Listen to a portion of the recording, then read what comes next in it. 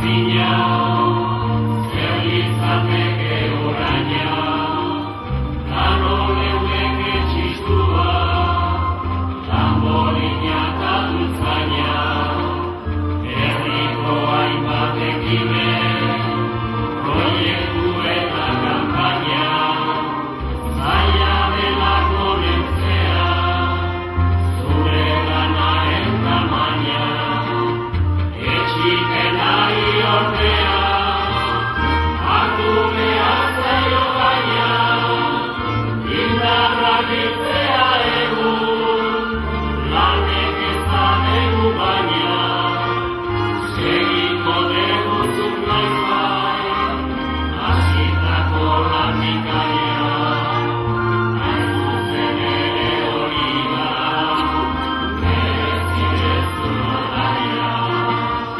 Etxikenari ordea, hartu behar zaio baina, indarra biltzea egun, lanek ezabegu baina, segiko dugu zuk noizbait, hasitako landikaria, hain zuzen ere hori da, merezidezun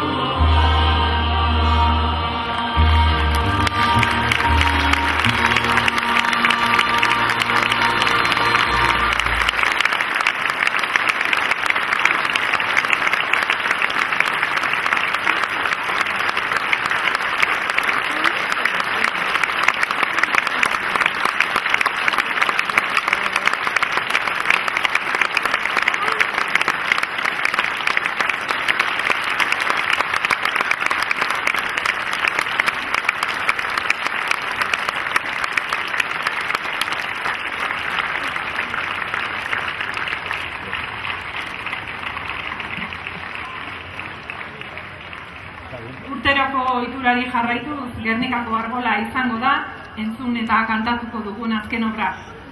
Jostenka Larrañagak zuzenduko du, eta usadioari jarraituz, guztiok zutitu eta kantatzera gonbidatzen zaituztegu. Mila esker guztioi gau berezinetan, Josemariren etxekoekin eta txisturarekin egon nahi izan duzuen. Eskarik asko ere, omenalditxo egiten lagundu diguzuen guztioi. Goiardia bezbatza, Lurra eta Herrintzi dantza taldeak, Josemariren kuadrillakoak, Kanto Fariko taldea, Sintominto Euskal Zale elkartea, Lekaio Kultura elkartea, Euskal kontak.